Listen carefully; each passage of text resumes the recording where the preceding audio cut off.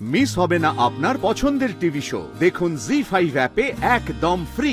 আমি অভিমন্যু স্যারকে বিয়ে করতে রাজি হয়েছি ঠিকই, কিন্তু এই সিদ্ধান্তটা আমি কিছুতেই মন থেকে মেনে নিতে পারছি না। আমি এর আগে বহুবার নিজের মুখে বলেছি, চেয়েছি সৃজন আমার থেকে দূরে চলে যাক, কিন্তু যখন সত্যি সত্যি সেটা হচ্ছে আমি সেটা সহ্য করতে পারছি না। আমার বড্ড কষ্ট হচ্ছে।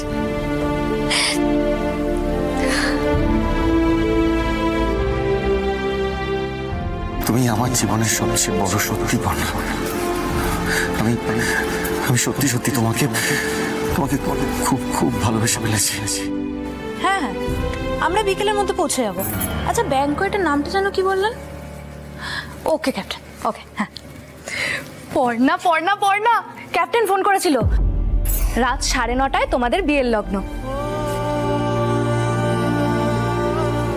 সব ঠিক হয়ে গেছে?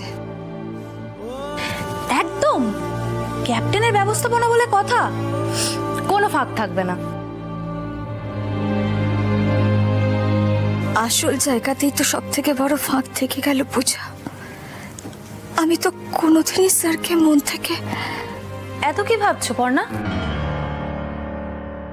যা ভাবার ভেবে নাও, এরপর যে তোমার সাথে কি হতে চলেছে তুমি কল্পনাও করতে পারছো না। না না না না না না না, এখন আবার কে ফোন করছে?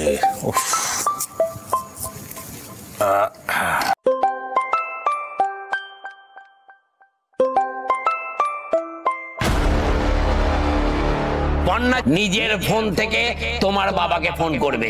তোমার বাবাকে কোথায় পাবে? এই যে মেজোকে বাবা বলে সেট করে ফোনে করে।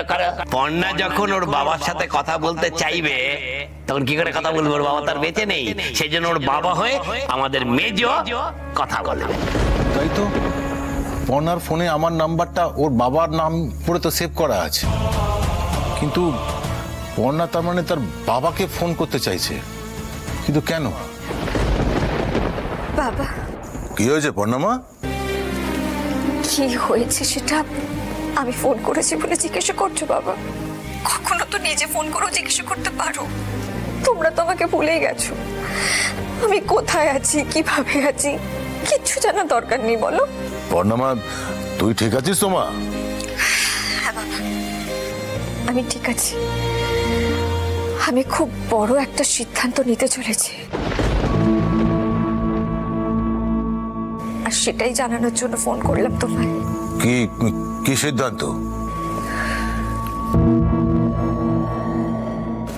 আমি আমার অফিসের বস অভিমন্যু সেনকে আজকে বিয়ে করছি।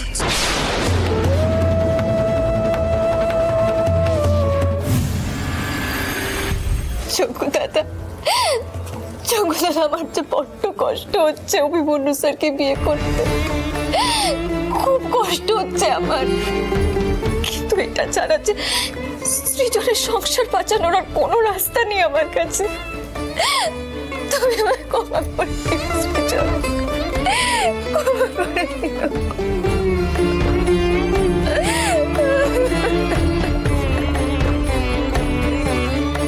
জি5 ডাউনলোড করুন আর সব এপিসোড দেখুন একদম ফ্রি।